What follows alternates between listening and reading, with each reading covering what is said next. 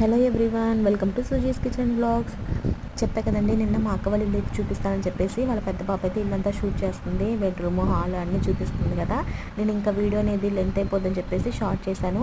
Carrom board ఉంటే carrom board చూపించకుండా ఆడేది కూడా చూపిస్తుంది. ఇంకా అంతా లెంత్ అయిపోద్దని షార్ట్ కట్ చేశాను.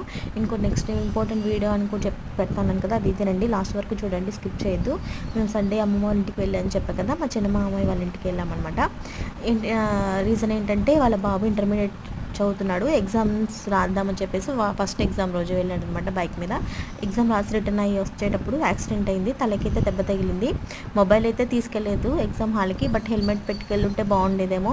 అందుకని ఏంటంటే హెల్మెట్ ఉంటే ఏంటంటే మనకి ఎప్పుడు ఎలా ఉంటుందో తెలీదు. ఇక్కడ దగ్గరే కదా, ఎగ్జామ్ సెంటర్కి ఎలా చేస్తారో లేదో కూడా ఐడియా వాళ్ళకి తెలియదో తెలియదు కానీ, బట్ ఏంటంటే హెల్మెట్ ఉండుంటే కనుక తలకి దెబ్బ తగలేదు కదా, వేరే ఇంకెక్కడ ప్లేస్లో తగలలేదు, తలకే తగిలింది. అందుకని చెప్తారు కదా హెల్మెట్ పెట్టుకోవాలని చెప్పేసి ఆ విషయమే షేర్ చేయాలనుకున్నాను. అందులోనూ నా వ్యూవర్స్ కూడా ఎక్కువ 25 to 35, 40 ఏజ్ మిడిల్ గ్రూప్ వాళ్ళు ఉన్నారన్నమాట, లేడీస్. వాళ్ళ పిల్లలు కనుక ఉంటే వాళ్ళు కూడా ఇలా వాళ్ళ పిల్లలకి చెప్తూ ఉంటే వాళ్ళకి తెలుస్తుంది. ఎప్పుడు ఎలా ఉంటుందో తెలియదు కదండి. ఇక్కడ దగ్గరే కదా, ఎందుకు హెల్మెట్ అనేసి లీవ్ చేస్తాం, స్కిప్ చేస్తాం, అలా చేయొద్దు. తల్లులైనా భయం చెప్పాలి కదా పిల్లలకి.